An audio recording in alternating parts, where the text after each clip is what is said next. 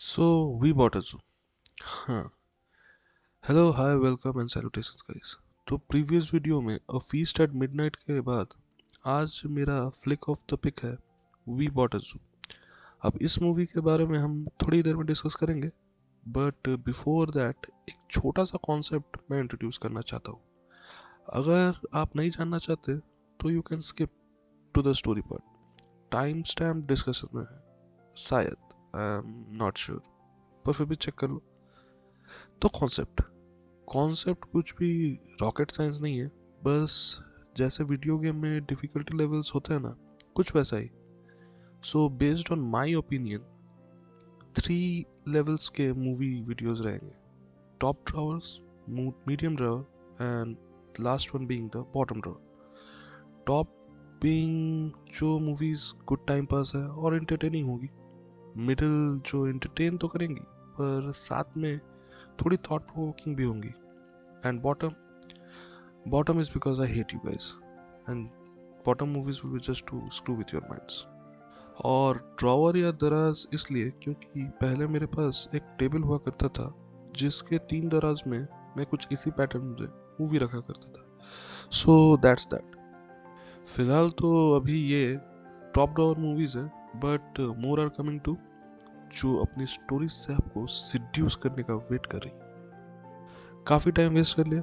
तो we bought a जू ये 2011 में आई एक फील गुड मूवी है, और क्या ही गुड फील होती है इस मूवी को फर्स्ट टाइम देख के. मतलब सिर्फ फर्स्ट टाइम ही क्यों, परसों भी देखी थी.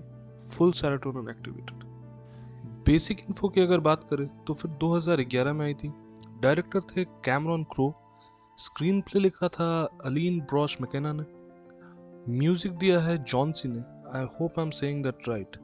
लीड्स में है मैट डेमन और स्कारलेट जोहानसन, और एली फैनिंग भी हैं एज अ चाइल्ड एक्टर, जो मुझे लगता है आने वाले वक्त में एक किक-एस एक्टर बन सकती है.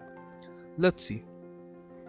ये मूवी इंस्पायर्ड है एक बुक से of the same title we bought a zoo, जिसे लिखा है बेंजामिन मी ने. और हाँ, स्पेशली मैं पॉइंट आउट करना चाहूँगा इस मूवी के सिनेमाटोग्राफी को, जो कि किया है रॉड्रिगो प्रिएटो ने. उन्होंने जो पैलेट यूज़ किया है, जो सीन सेट किए हैं, just adds to the experience and vibe of the movie, which you will see too जब ये मूवी आप खुद देखोगे. स्टोरी तो स्टोरी के बिगिनिंग में ही हमारा इंट्रोडक्शन होता है स्टोरी के लीड से, यानी बेंजामिन मी से, जो कि एक एडवेंचर जंकी है. तरह तरह के एडवेंचर करना उसके लिए रोजमर्रा की बातें हैं. उसका पूरा वो थम्स अप वाला सीन है, तूफानी. Cut to change in mood and pace of his life, और हम आप पहुंचते हैं उसके प्रेजेंट में, जहां वो एक रिसेंटली विडोड सिंगल पेरेंट है, फादर ऑफ 2, और लाइफ के हिसाब को और नए रूटीन को समझने की कोशिश कर रहा है विदाउट हिज वाइफ. कोशिश क्या, समझ लो स्ट्रगल ही कर रहा है. अपनी बीवी को रिसेंटली खो के मिस्टर मी को लाइफ में हर एस्पेक्ट से ओवरफ्लोइंग अमाउंट ऑफ सिंपैथी मिल रही थी, जिससे वो टू बी ऑनेस्ट काफ़ी परेशान हो चुका था. और पड़ोस की हर जगह उसे उसकी खूबसूरत लेट वाइफ की याद दिलाते रहता, स्पेशली लिटिल डॉम्स, जो कि एक स्मॉल कैफे है.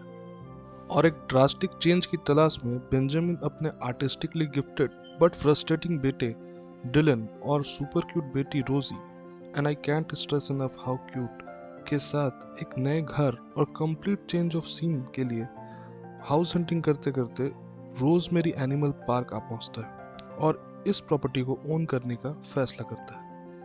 18 एकड़ में फैले रोजमेरी पार्क के भी कुछ अपने चैलेंजेस हैं. गवर्नमेंट मैंडेट के मुताबिक इस प्रॉपर्टी को ओन करने पर आपको इस प्रॉपर्टी में फंसे 47 एनिमल स्पीसीज का भी ध्यान रखना पड़ेगा. हजार प्रॉब्लम्स के बाद भी और लाख कॉजन साइंस के बाद भी अपने एडवेंचर जंकी का दिल इस प्रॉपर्टी पे आ चुका था. Idiot. Well, the heart wants what the heart wants, right? Wrong, your heart's idiot too. On top of that, Benjamin एक आउटसाइडर है, जू कीपिंग के सर्कल से बिल्कुल अनरिलेटेड. बेंजामिन को जू अपकीप के बारे में कुछ भी नहीं पता था. इस प्रॉपर्टी को खरीदने के बाद वो अपने स्टाफ से मिलता है, जो कि इस पार्क का ख्याल बेंजामिन से काफी पहले से रख रहे थे. और हेड जू कीपर केली फॉस्टर और जू के डेडिकेटेड स्टाफ के साथ मिलकर वो जू मेंटेनेंस के बारे में सीखने लगता है. इस हेफ्टी प्रॉपर्टी और उसके बड़े रेवेन्यू को बेयर करने के लिए बेंजामिन के पास सिर्फ एक ही ऑप्शन था, to run Rosemary Animal Park. और इसलिए बेंजामिन रोजमेरी को अप एंड रनिंग एंड उसके फॉर्मर ग्लोरी डेज में लाने के लिए जुट जाता है। एंड यू आर राइट, आगे की कहानी रोजमेरी को अप एंड रनिंग कंडीशन में लाने की कोशिश और उसके चैलेंजेस, ट्विस्ट एंड टर्न्स को लेकर है। कन्विंसिंग।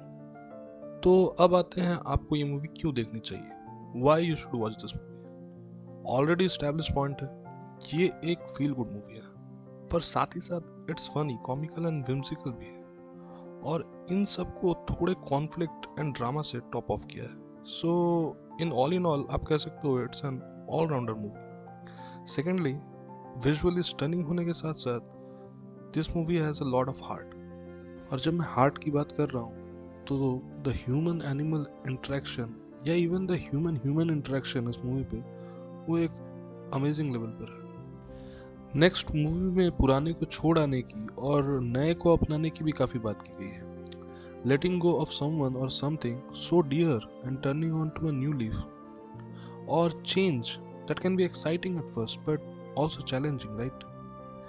साथ ही साथ बड़े सारे मज़ेदार वन लाइनर भी हैं, जैसे that's the posture of a quitting man, या फिर सर्कस मनी, या फिर माय फेवरेट फ्रॉम इस मूवी से, that is sometimes what you need is 20 seconds of insane courage और जस्ट एम्बैरेसिंग ब्रेव, कुछ स्पेशल या इम्पोर्टेंट करने को। वैसे I have also tried this theory only twice in life, एक बार काम आया और एक बार मतलब हाई स्टेक मूव है, बस यही कह सकता हूँ, you win big you lose big.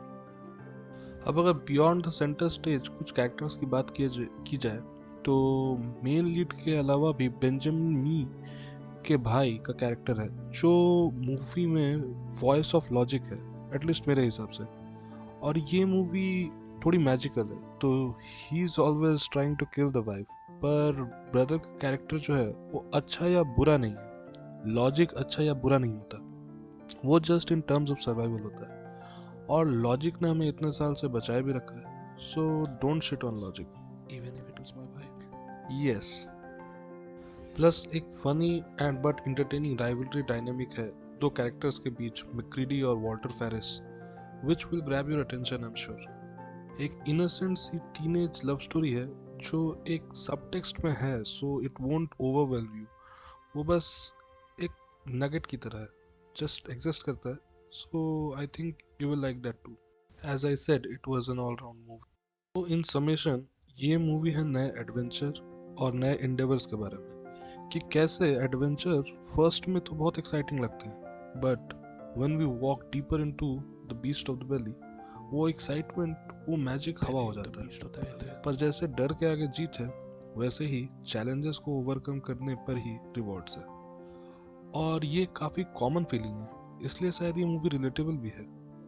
बस यही सारा ढेर सारा बकवास करने के बाद मैं कहूँगा that's my take on this movie we bought a zoo. और आप भी देखो और बताओ how you liked it, and I hope you like it.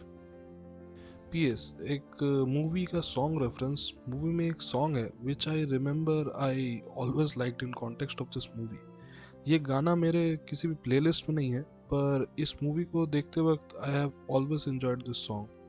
Time stamp वही अराउंड 1 hour 31 minutes के अराउंड है, आप चेक कर लेना। साथ ही original writer the real Benjamin Mee का भी एक कैमियो है। Hope you guys spot him. On this note, let's sign off. See you in the next one.